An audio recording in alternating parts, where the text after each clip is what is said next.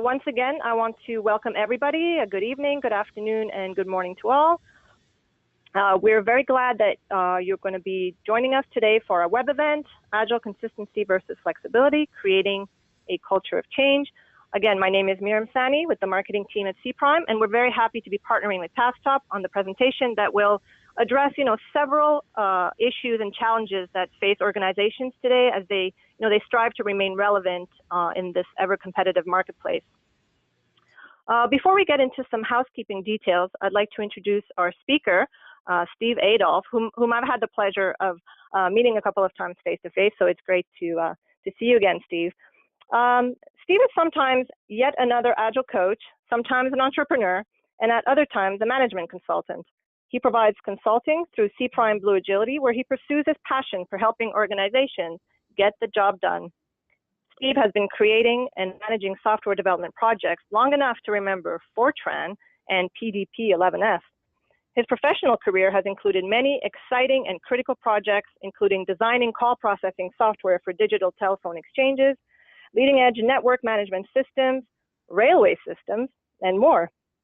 He also has a diverse experience in job roles ranging from developer to chief engineer to CTO, and he's also co-authored the popular book Patterns for Effective Use Cases and the recently published Agile Revisions for the International Institute of Business Analysts.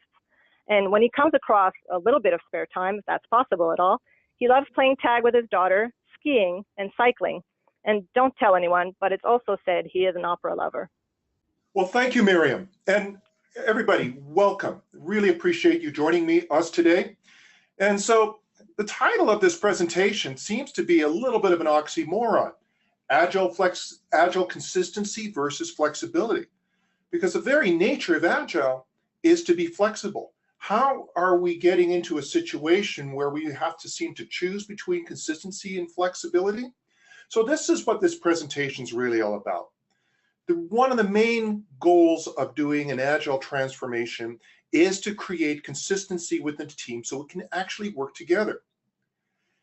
A lot of transformations tend to fall short of their objectives and can have the unintended consequence of creating these cultures of conformance rather than a culture of change.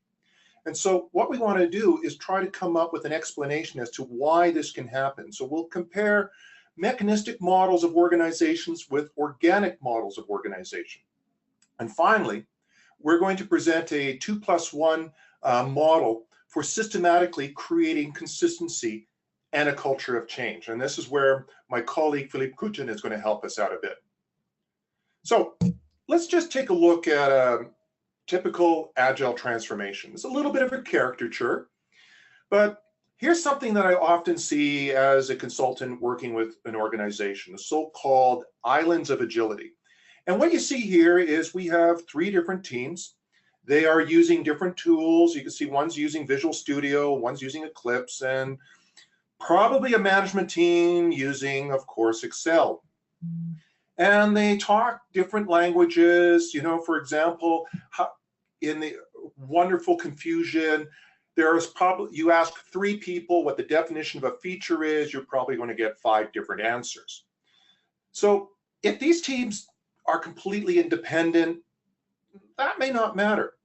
But if we're needing these teams to work together, then we really we're starting to have a problem. We need to have some kind of consistency because there's a big problem with these islands of agility. First of all, the fact that they use different tools, that they speak a different language, it really creates a barrier to these teams being able to work together. They can't reuse and share knowledge. And it's challenging to manage. How do you measure teams working on a wide variety of different processes and having different meanings? How do you have a repeatable process? And it's difficult to improve. How do you systematically improve what is effectively all kinds of different practices in an organization? So management wants to seek a solution to this, right? These are problems, and management's about solving problems. So our executive here, she says, look, we need everyone to speak the same language if they're going to work together. And so what happens, a good start to a lot of Agile transformations is to create an Agile Center of Excellence, or sometimes these are called Lean Centers of Excellence or consistency programs. But the intent is to get a group of respected individuals in the organization to drive the change. And you can see here our exec is briefing the team that's been selected, say, look, we're doing an agile transformation and you're going to lead the change. One goal is creating a consistent structure so that our teams are all on the same page and can work together. And in good form, you can see that one of the members of this team is going, you're right, and this is in addition to my day job. And we'll likely adopt a methodology and also probably bring a coaching team in to help us with the methodology. And of course, the coach enthusiastically says, yes, I think the comprehensive agile methodology will help get all your teams on the same page.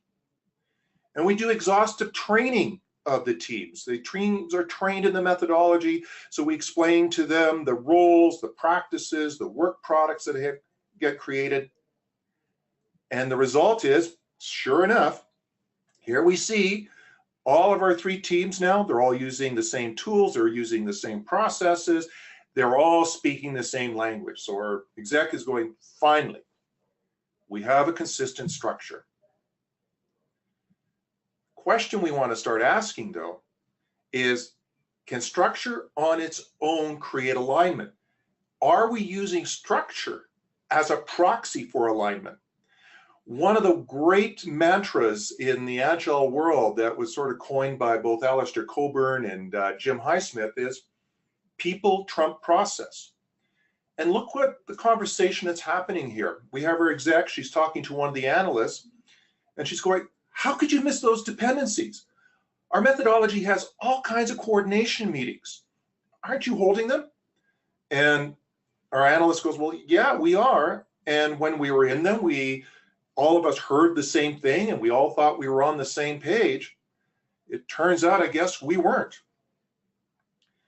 And then, does structure facilitate flexibility and our ability to adapt?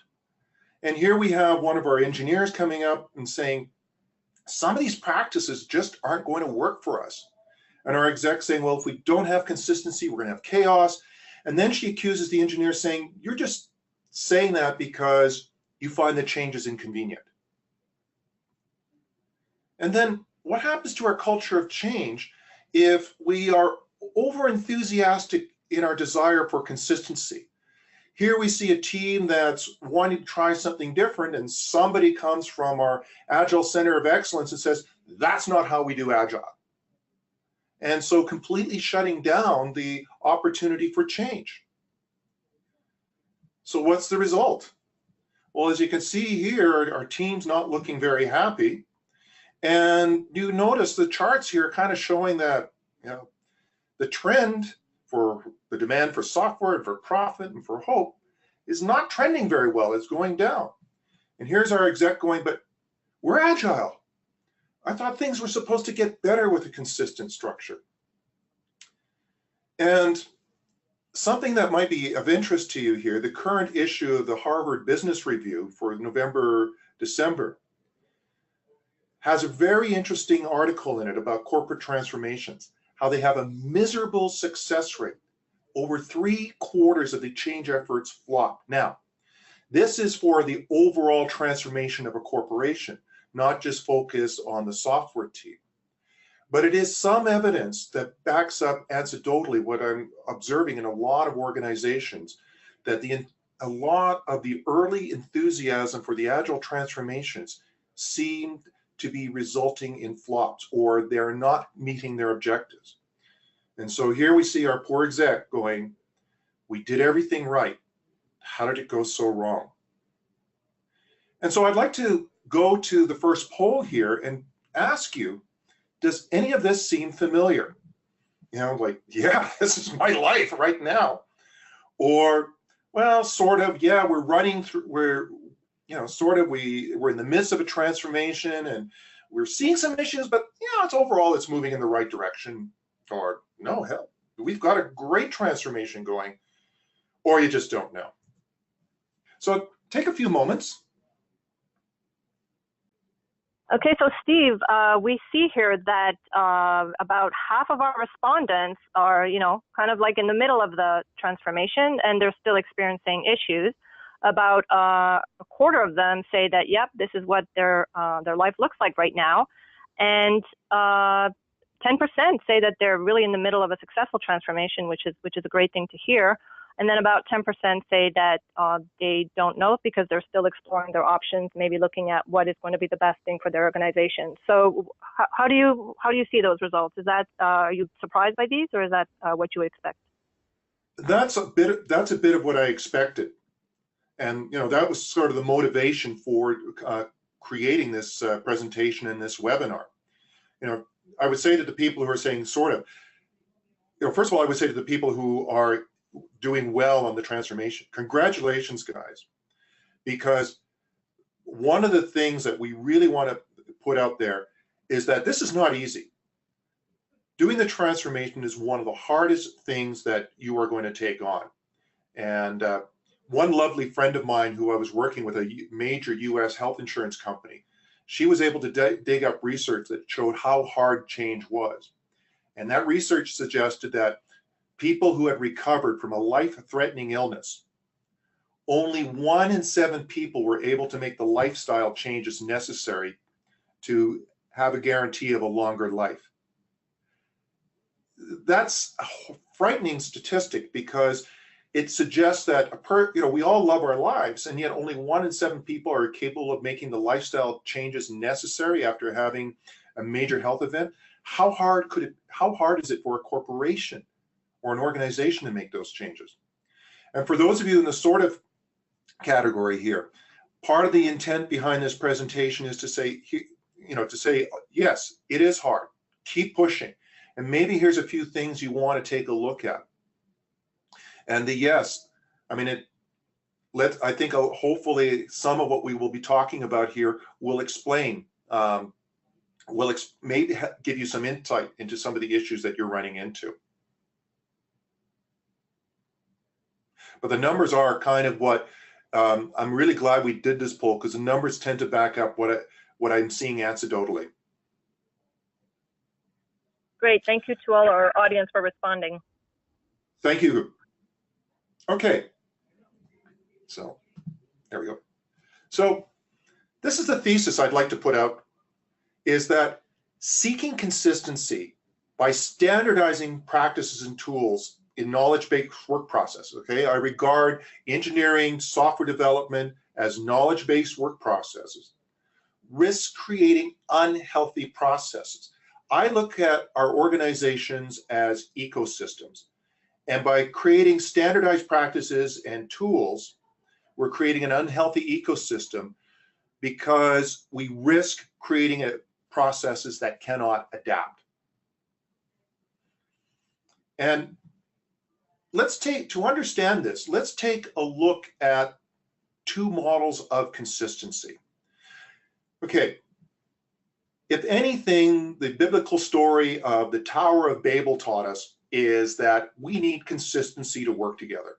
That's just plain and simple. When we talk together, we have to be able to understand each other, have the same perspective. We've got to be able to communicate. We've got to be able to exchange resources, right?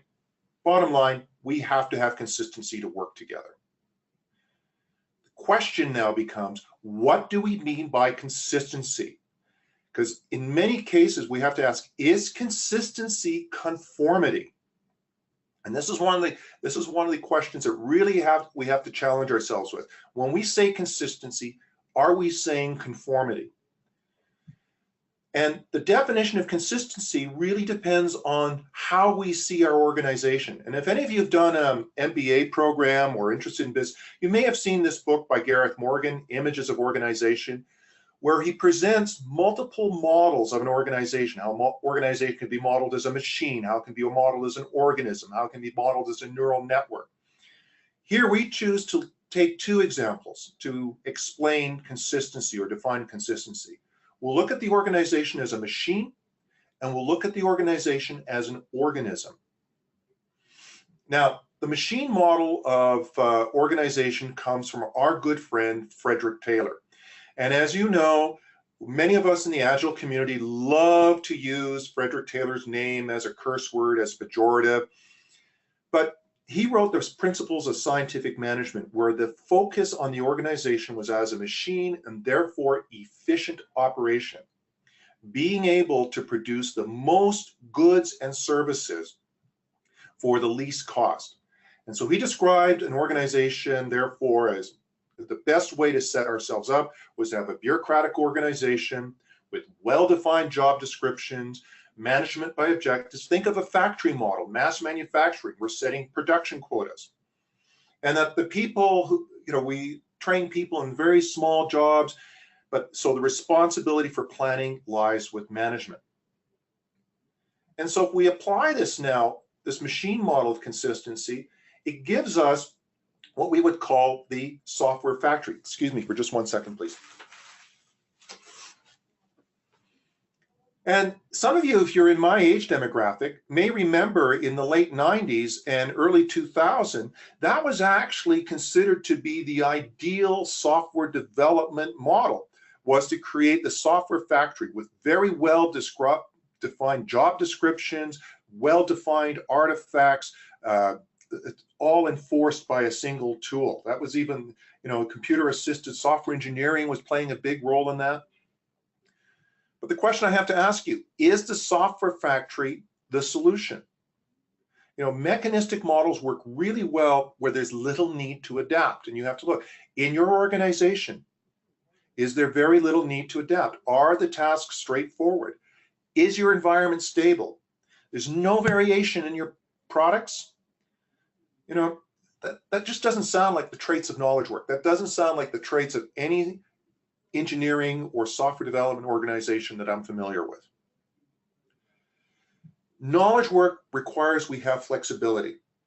And we see two cases here where one, our analyst was wanting to try to see if we could do something better. One of our lead engineers is saying, some of these practices just aren't working for my team, and they're getting shut down by our exec who's saying, if we don't have consistency, we'll have chaos. She's clearly thinking in terms of the machine model here. There's another way we can look at the organization. We can look at the organization as an organism. And here, the model is popularized by Burns and Stalker in a book published back in 1961 called The Management of Innovation. But what they were looking at is the emphasis is on the ability of the organization to adapt, right? Not so much on efficiency. Now, all of us who run businesses, yes, we've got to be efficient, but not at the cost of our ability to adapt. And Burns and Stalker said, look, organizations are open systems. Management's job is now to create balance between the organisms in the system and the outside environment. And most importantly, there are different species of organization who need different types of environments. In other words, think of in your own organization. The company I'm sitting in right now, they do hardware, they do firmware, they do software, they have applications. All of these could be looked at as different species having different needs, and they have to be able to work together. But they have different needs in the way that they interact with the environment. And so this came up to what was sometimes called contingency management, that there was no one best way of organizing. And so the role of management now is not to run the bureaucracy and keep costs down, but how do we keep these teams aligned and working together? How do we get good fits? And so now if we look at the organization from a biological point of view, we see it as a diverse ecosystem of organisms that have to be able to all live together and exchanging resources. So now we're saying these teams are their own organisms. They have to be, but how do we set up the ecosystem here that they can exchange resources and work together? And so that gives us our biological model of consistency, where we say consistency is the capability of the organization to create a healthy environment that facilitates the interaction between all the different organisms, the islands of agility, in the organizational ecosystem. So now, using those two models of consistency, we can kind of understand why some of our transformations may go off the rail. Because if we say that our organization really is an ecosystem, but we impose a machine model of consistency, then that's the equivalent of saying pave over the swamp. Create what we call a monoculture. And some of you, especially those of you from Los Angeles, you can probably immediately recognize this cliche metaphor here, the LA River. And the reason I chose it is because the LA River came about as a US Corps of Engineering project to prevent flooding in the Los Angeles River. So there was a river, natural river, and it was flooding. And so the solution was pave it over. And it's really a lovely, visual metaphor to say, does this look like a vibrant ecosystem to you? Does this look like a healthy ecosystem to you? And what happens when we create these monocultures? Well, here's an example. Monocultures lack resilience. This is a Cavendish banana. And this is the banana you go to the grocery store and buy. And Cavendish bananas are clones. And there's a major problem right now in that there is a blight that is wiping out the Cavendish banana crop. And this blight has been basically able to take over because there's no diversity in the banana crop. Therefore, there's no resilience to change. So what we have here is a situation where we have a monoculture.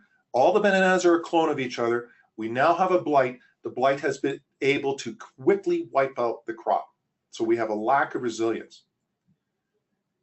Take a look at your own organization. Is it like a monoculture? Here we've got a shot of probably what's a call center in an organization, people working on standard practices and procedures. They have a script that they follow.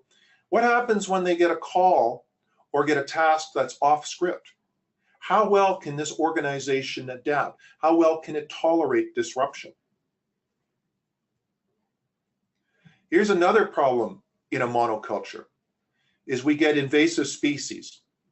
These species, because, for example, the monoculture lacks resilience, they're able to take over the empty spots in the ecosystems. These are zebra mussels, and they're overtaking the Great Lakes. These are a real problem. They're clogging the intakes for water treatment plants, industrial treatments. And the effect is, because there's no natural predator for them, and these empty spots have occurred in the ecosystem, they're able to rapidly take over. And I use that metaphor for many to describe the situation that I see in a lot of organizations where we're doing an agile transformation and we impose a single vendor tool. And what I notice starts happening is we get all these rogue tools popping up. Now we install, some high-end vendors, Agile Lifecycle Management tool, which is absolutely gorgeous, and people continue to use their Excel spreadsheets in the background. They actually are running their programs off their Excel sheets, or they're using a web-based tool because they're finding the mandated tool inconvenient to use or doesn't serve their needs. And so you start getting these invasive species. And so the whole intent of having that one tool within the organization is lost because all of these other tools are starting to spring up like an invasive species to fill the gaps in the ecosystem. So the organizational monoculture creates this unhealthy organizational ecosystem. It lacks resilience. In other words, in the face, it cannot adapt in the face of change, and invasive species fill in the spaces within the ecosystem, making it hard to communicate and share data. So the argument I'm making to you is that realistically then, rather than creating the monoculture, we need to embrace the diverse multi-methodology universe. Let the teams select the methodology that they want to use. Alistair Coburn, who's one of the noted Agilists, author, one of the signatories to the Agile Manifesto, in his doctoral dissertation, wrote, "Every project deserves its own methodology." Well, saying that sounds like a total recipe for chaos. It's who needs consistency, right? Let everyone do what they want, but that's not what we're arguing for. We're arguing for balance. A really good colleague of mine, Neil Harrison, a few years ago, coined the term liberating form.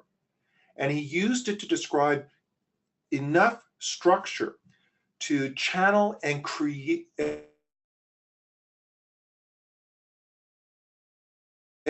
release and liberate people's creative people. Can't work in randomness, but given enough, just barely sufficient structure, we can release that creativity to our benefit.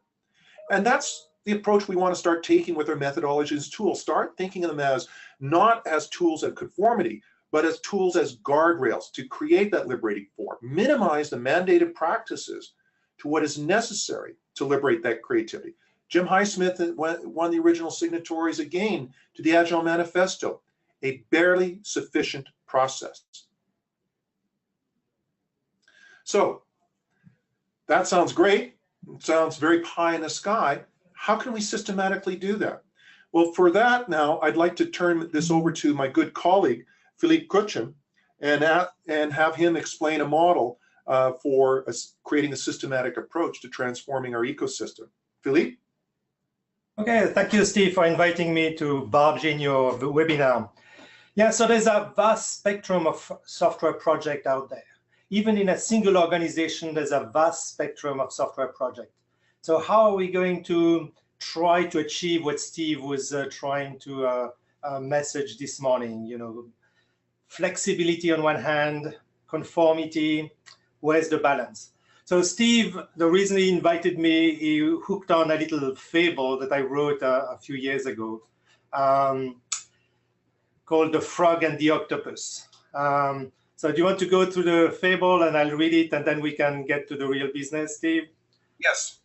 So once upon a time, a frog and an octopus met on a software project that was deep in the bush. The frog said, you know, all these projects are the same. Over time, we fill with our work the gaps that we find between the burgeoning product and the dreamed intent. Oh no, objected the octopus, they cannot be the same. They come in all forms and shapes and size and colors, and we cannot use the same tools and techniques. Like the cobbler in the shop, one size does not fit all. So in software development, we've found the hardware that one size does not fit all. However, when we look at a vast spectrum of projects, there are two things. We can identify what is common across all projects and what makes them viable. So what is common is shown on this slide. All projects share those four kinds of entities. All projects have some form of intent. You know, it may be a very rigorous software in print. It can be just a shopping list somewhere. It can be in your backlog. It takes different forms, but you need to have an intent, so you need to know where to drive the car to. And this intent will evolve over time, and it evolves differently in different type of project, different type of organization.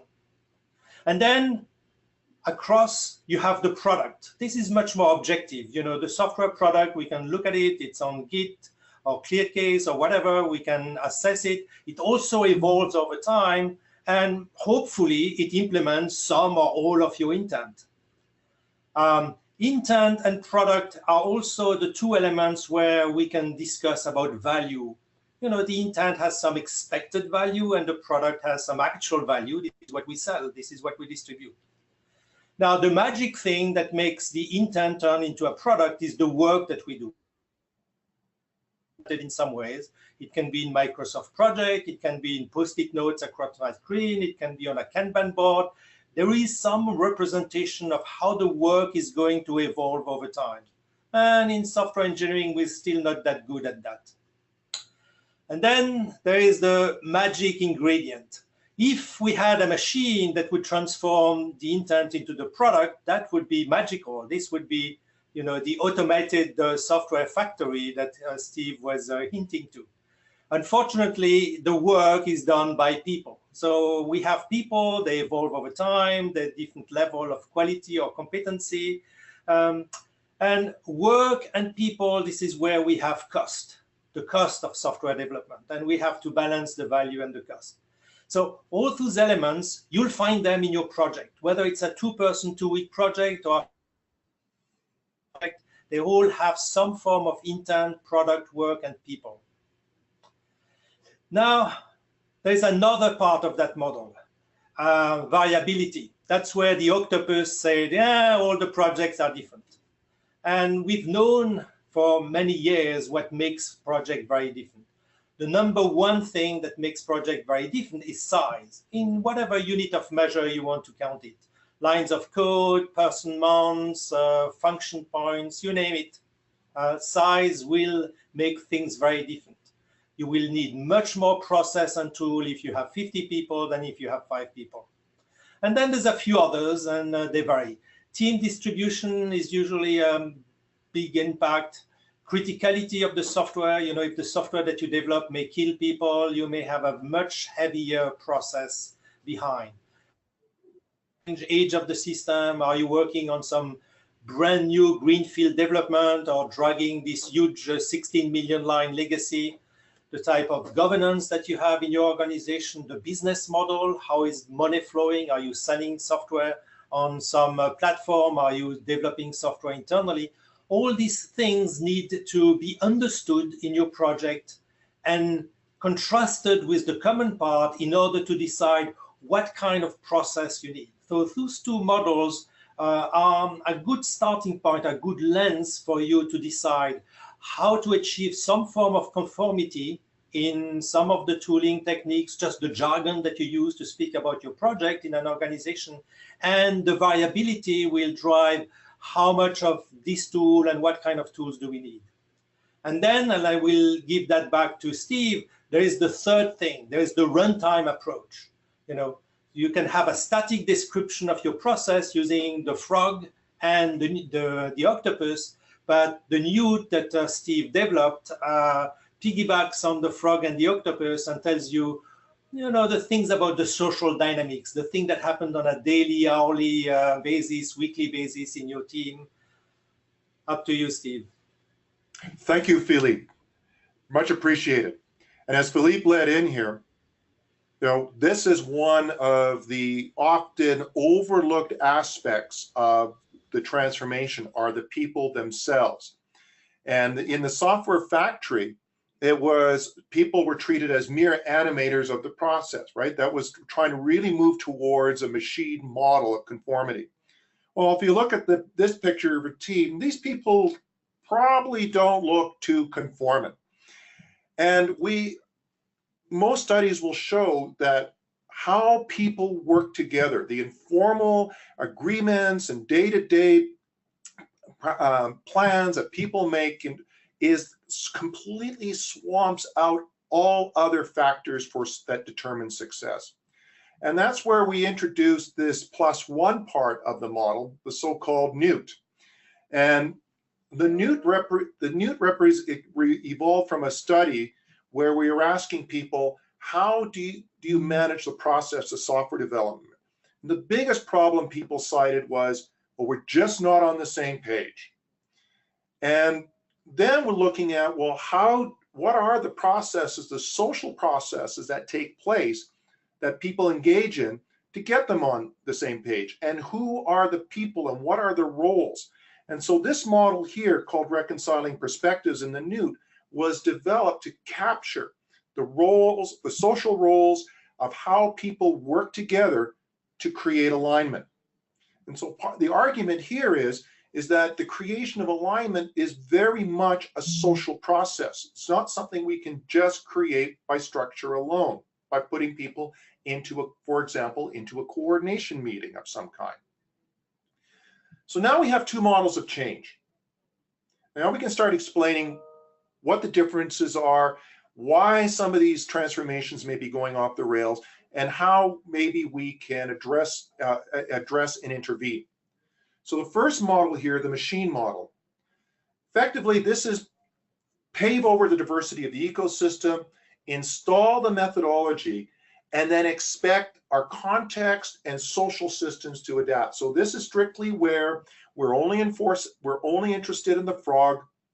We're just interested in the practices, therefore, and our drivers of change, the center of excellence, is the enforcer of that change. So they see consistency as conformity. We expect our social systems and context, therefore, to conform, to create consistency. On the other hand, we have our organic model that embraces the diversity of our ecosystem. And our goal, therefore, is our practices, our context, and social system change together. We don't say that just our technical system or our practices are superior. We say our social system and our context, we need to change them all together. One enables the other. And so here's our last poll here, and I would just like to quickly ask, what model of change have you experienced in your organization? Is it mechanistic? You adopted a specific methodology and then you were all expected to adapt to it? Is it organic? Well, we adopted a specific methodology, we're working hard to integrate it holistically, we're adapting the methodology, and it works, different roles, different people. Or the one I call chaos and magic, everyone does what they want and somehow it all magically comes together, or you just haven't really thought about it. All right, so we have our answers, and we can see that it's pretty split. So about 35% of you said that you've adopted a specific methodology and adapted. About 30% say that you are holistically adopting a specific methodology. And about 23% say that pretty much everyone does what they want. And 10% of you have not been through a transformation yet. So again, Steve, are you surprised by these results? I'm not surprised. I am, it's the chaos and magic one that actually did catch me, that there's a lot of that. That one's that seems almost high. The interesting part here is, and something we're not capable of doing, but I would ask people who are in the organizations who answered these two polls, is to correlate. Okay, for those who said, we're having, after we asked the first poll, yes, we're having problems. Could you correlate it? Are you doing a mechanistic approach or is it organic? Is there a correlation? And this just gives you pause to reflect. Are we having problems because, well, it's chaos and magic? Or is it, we're taking the mechanistic approach and it's crushing our, healthy aspects of our ecosystem? So that would be a very interesting correlation to think about. And I would ask people who participate in this poll and in this webinar, see if you can make that correlation for yourself within your organization. So I'm going to move on here. So now, with our 2+1 model and our look at mechanistic models versus organic models, let's revisit our agile transformation. How might that be different now? So I'm going to do a caution. I want to put a caution in here. Okay. It is really easy to delude ourselves that we're building an agile organization because we're saying we're adopting an agile methodology, right? How could agile be bad?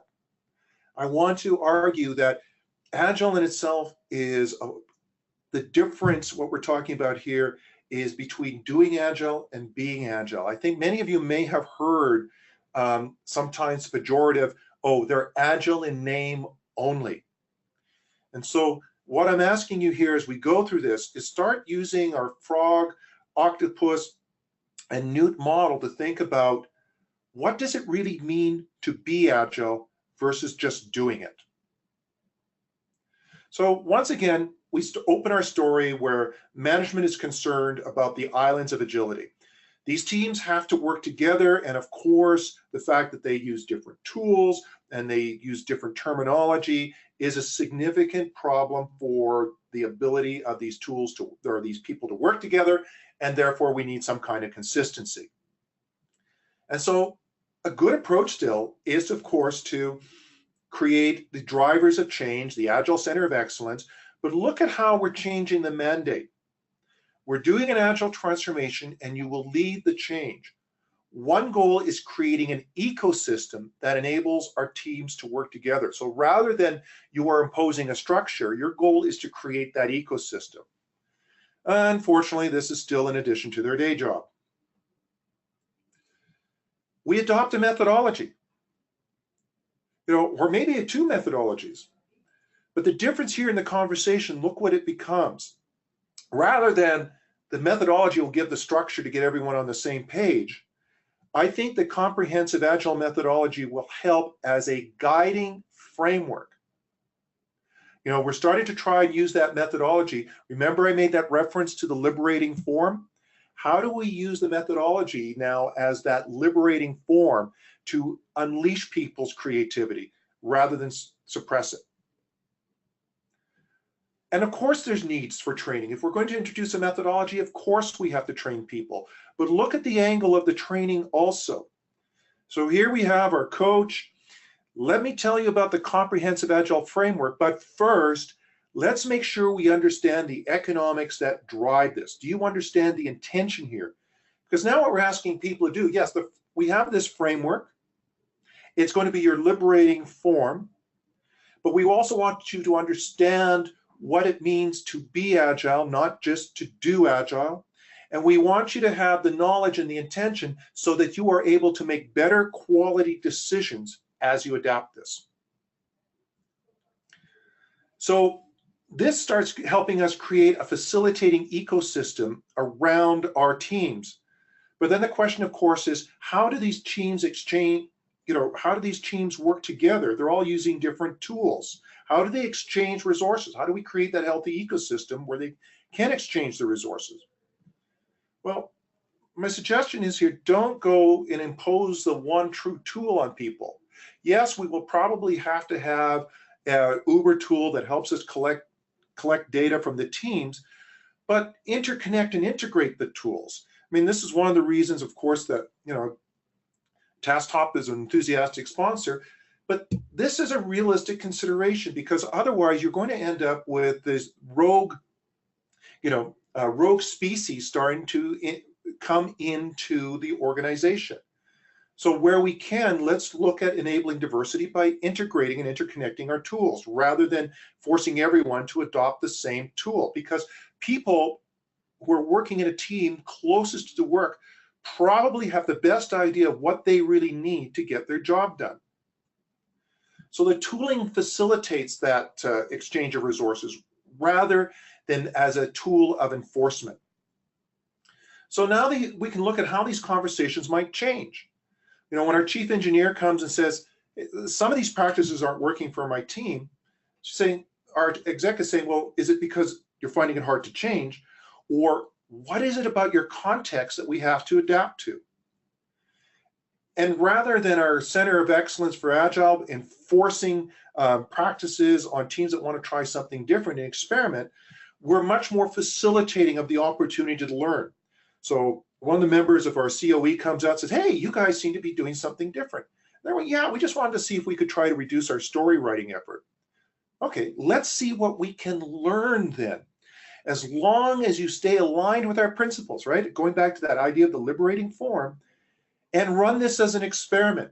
And what I mean here by experiment is an experiment in its truest terms, right? Hey, we think if we do this, we will get this outcome.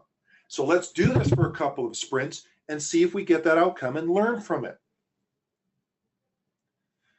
So also, we do need structure. We do need to set up, yes, our coordination meetings for teams to coordinate. But again, how would this conversation change? We had our coordinating meetings. We went in, we missed something. Well, people really do trump process.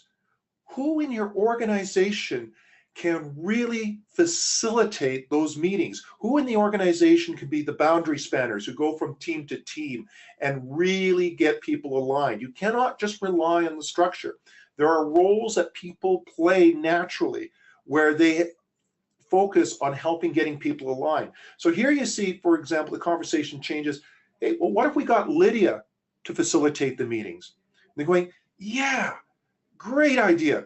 Because clearly Lydia is one of these people who, she wants to she's got the personal strength and the tact to get to the bottom of things. She listens to a conversation and, wait a minute, that doesn't sound right to me. She just doesn't accept it. So here Carlos is going, or our analyst is going, great idea.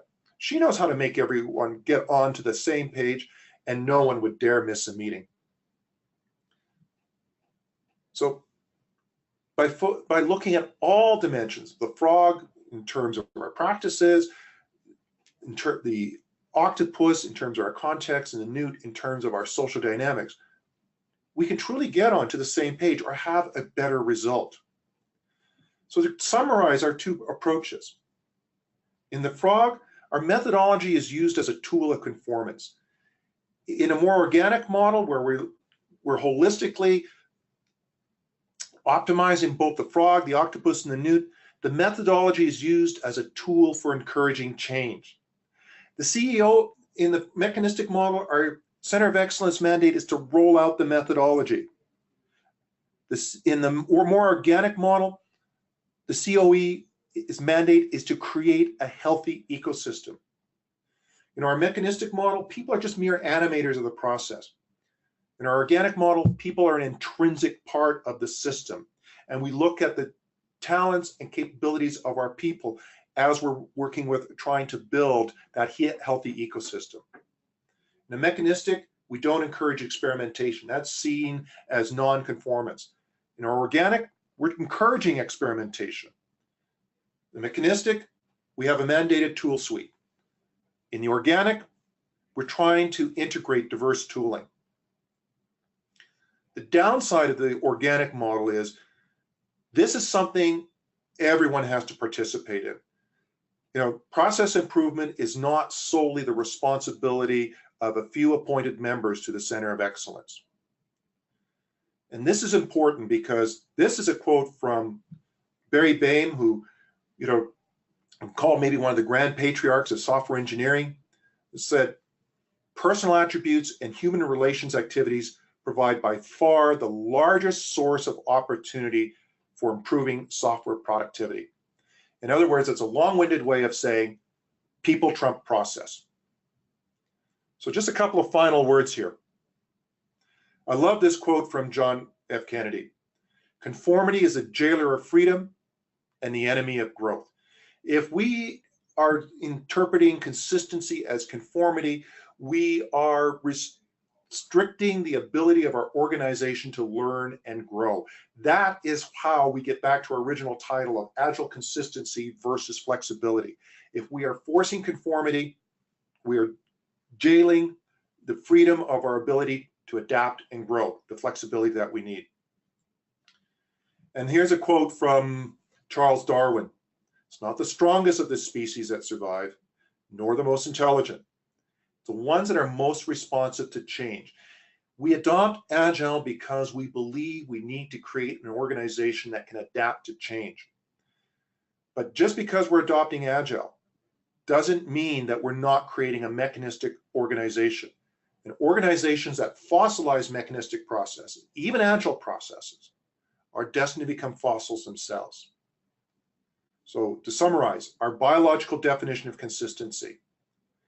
Consistency is the capability of the organization to create a healthy environment that facilitates the interaction between all the different organisms in the organizational ecosystem. And this picture in the background, by the way, is also the LA River. In Los Angeles, there's a major attempt to rehabilitate the LA River's ecosystem. So to summarize, consistency is not conformity. That is the lesson I would really like to get across. The enforcement of standard practices and tools creates a monoculture by paving over a vibrant ecosystem. We introduced the 2+1 model, the frog, the octopus, and the newt, which represent the different perspectives of knowledge work.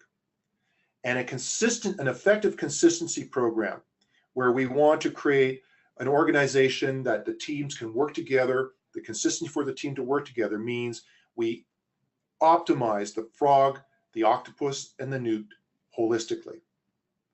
And we're arguing that it's better to interconnect and integrate our tools rather than forcing everyone to use a single tool to generate conformity. There's a bibliography of the books and papers we've referenced in this presentation.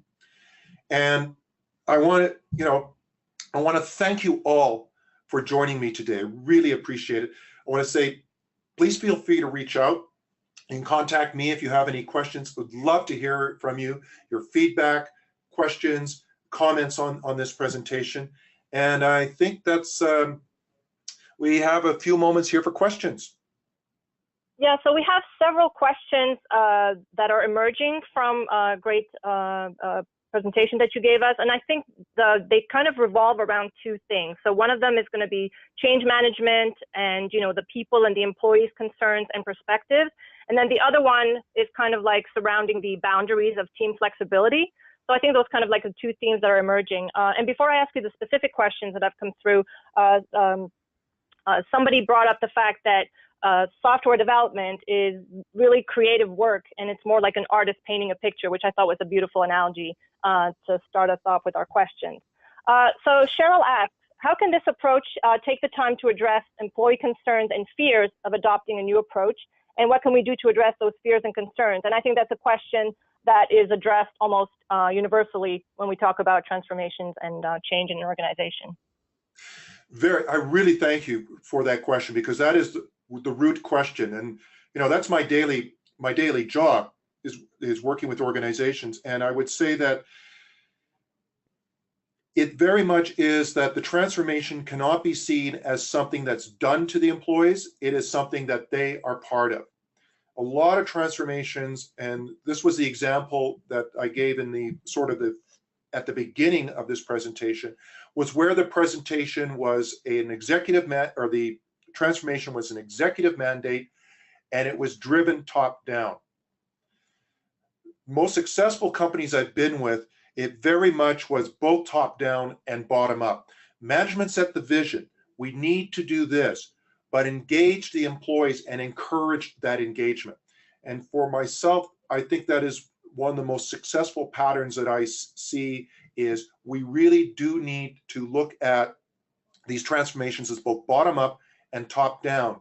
Management, upper management really has to set the vision and the importance behind the transformation. Why are we doing this? What benefit does the company get? What benefit do the people get? What's in it for them? And then give them the opportunity and the resources to participate in that transformation. Okay, great. And John kind of commented that, you know, flexibility is critical. And then there are kind of two questions that kind of go hand in hand. So I'm going to ask them both at the same time. If you want me to repeat, just let me know. So Michael says, we want to give the teams flexibility in their process, but where is the cutoff? Should we allow them, you know, to kind of have free reign? Like, what would be a happy medium? And then kind of a question related to that are, what are some examples of parts of organizations that maybe we can, you know, make more consistent, as opposed to parts that can be more flexible? Well, this comes back. This is, I think, one of the things you have to keep in mind here. This process of transformation is not one and done. We don't set down a number of rules and say, okay, this is the boundary for the team. It really is an ongoing experiment. You know, in Agile, we're very big on talking about the retrospectives. And unfortunately, in most organizations, the retrospectives are either not done or they sort of deteriorate into a rote complaint session. So for the question here, where the balance is, it really is, what's our best first approximation? What do we believe is going to give us our liberating form that I've talked so much about here? And then let's start executing that and inspecting and adapt. This is ongoing because that outside environment, the whole reason we're doing this in the first place is that our outside environment is changing. And the whole point of this is have an organization that can adapt with that environment as it changes. This becomes the role of management. Remember, in the organic model, management's job is to understand that this is an open system and it has to be constantly seeking and reseeking balance. So that, I think, you know, I know I may not be the best, most satisfying answer, but it's saying if we're trying to structure ourselves as an adaptable organic organization, it means we're always experimenting and adapting. It means we're doing that because we strongly believe that we have to be able to respond to change. And that's going to mean change in the way that we organize and work together. There was a second question, if you could please repeat that. Sure. So Alex was asking, what are some examples of parts of an organization that can be consistent versus parts that could be flexible. So kind of a hybrid model of what you're suggesting. That's an interesting question. Again, it comes down, it becomes very difficult to say what it can be. I say the level of consistency that you require, one of the criteria that you would have is how independent are the teams. It's like if we went back to the first slide, we showed the 3 teams, they were following different practices, they were using different tools. If those teams have absolutely no need to interact with each other, we really don't need a lot of consistency other than, okay, how do we make sure we're tracking their hours and pay them? On the other hand, if those teams have to work tightly together, then that says we probably need a lot more guidance for them to be able to work together. The other, just one tangent I want to take on that too, is always look at why do teams have to work together. Don't automatically assume your teams need to work together. Always be asking, why do these teams have to work together? Because in a lot of organizations, what we see is because they have legacy architectures, we find that teams end up having a lot of dependencies on other teams because of the architecture. Perhaps there's some minor changes or changes we want to plan that may help reduce the dependencies between the team, therefore give you more flexibility. In other words, Mary Poppendick is very, very popular, loves the theme.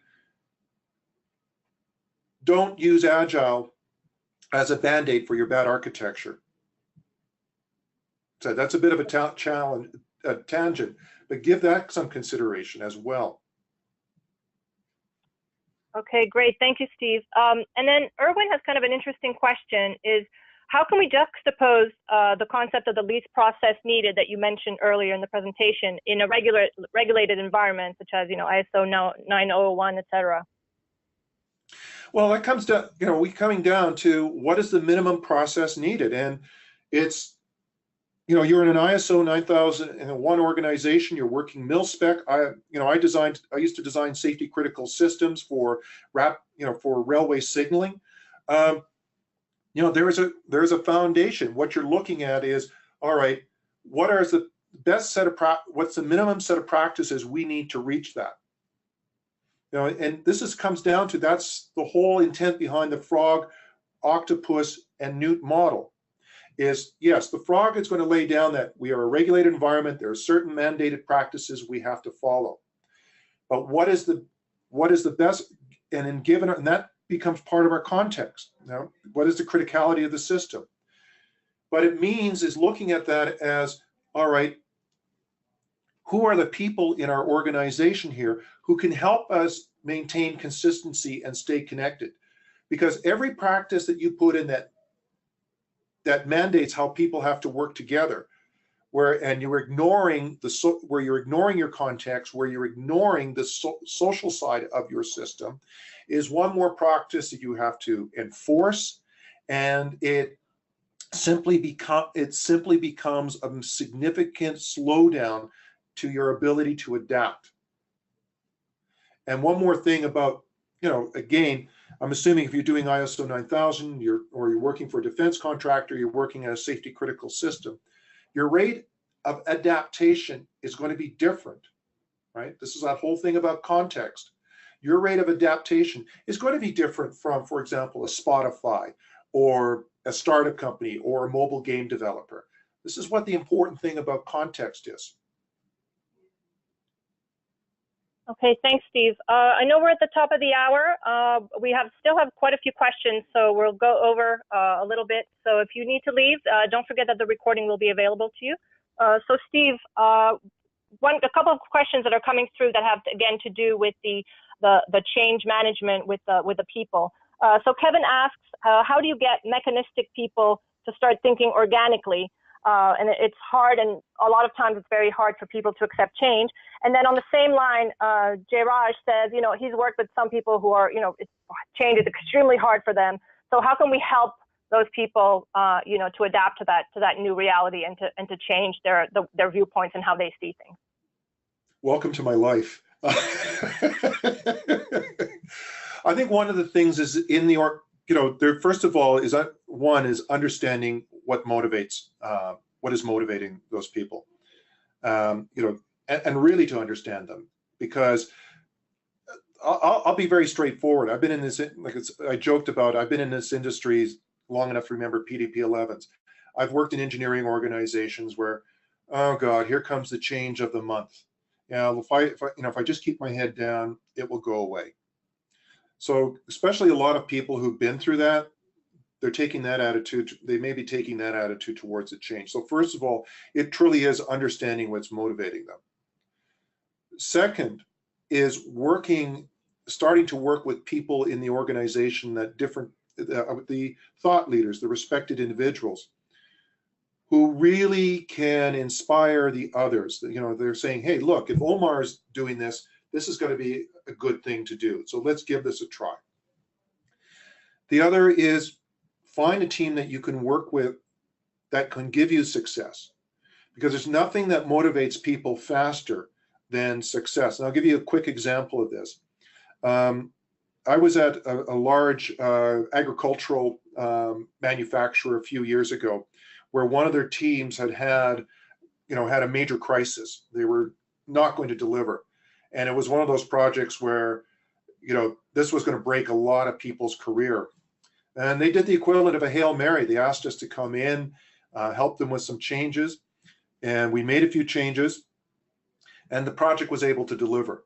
Now, I'm not going to say that it was because we were totally brilliant. It was we gave the people an opportunity. They saw a path to success. So a lot of people worked hard and they were successful. What then started to happen in that organization, a lot of other teams are going, I don't know what those guys did, but whatever they did, we want to do it too. So a lot of the people who are sort of laggards are more like, show me that this works. I've been through a lot of this before. I've heard of this. Show me that this works. So a lot of it is moral suasion. Okay, I hope that that helps our audience who are asking questions surrounding this. One other question, and I think that's going to be our last question. Can you comment on the extension of this concept beyond the software world into organizations that are creating devices with hardware, mechanical, electrical, as well as the software component? And this question comes from Brad. Yeah, this is something that I've always wondered. Why do we think that for some reason software, that hardware, firmware, anything else is so different? Yes, of course. When I'm designing boards, of course, when I'm designing circuits, it's a different. I have different constraints on me than when I'm doing software or when I'm doing firmware. But looking at it from the point of view of, let's see, organizational change, it's not this insanely different beast. And I think that's a mental block we have. And my personal view is that possibly that mental block is a fault in the way that we communicate the Agile Manifesto, where it says, working software over comprehensive documentation. A lot of people think we actually have to have a working circuit or, be able to bend metal in a very short period of time, and that's not reasonable. And what I look at is I'd always like to say, okay, what is it that we can do that's valuable quickly to show that we're creating value? So I think it's a little bit, it's almost artificial that we've got this feeling that from the point of view of being agile, that somehow hardware, firmware is radically different. How we be agile with firmware, hardware, and any other practice that we want to look at agility is, of course, the day-to-day practice will be different, but the philosophy of being agile is certainly not going to change. And ultimately, what agility is about is, can we keep up with the rate of change, or can we make our decisions faster than the rate of change? That ultimately really is what agility is. Can we make decisions and can we adapt as fast or faster than the rate of change? Some industries change slower than others. Yes, absolutely. I think you've hit on a very important point there. We're out of time, and I would like to thank Steve so much for his time today and for sharing some really great insights for everyone to think about. I also want to thank Philippe for a wonderful cameo appearance that was very well regarded from some of the questions that I got. And then to everyone in our audience who has joined us, really a heartfelt thank you for taking the time to be with us today and really being so engaged and asking so many great questions. It was hard to keep up with all of the great questions that you were asking. So we really hope that you got some value out of the session. If you have any additional questions or are interested in additional conversations or need help, please feel free to reach out to Steve, Tasktop, or cPrime using the emails that we listed.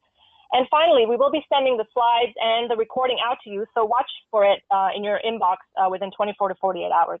And also, we really hope that you'll join us for any of our upcoming webinars in the next few weeks. And we'd like to thank again to everyone and enjoy the rest of your day.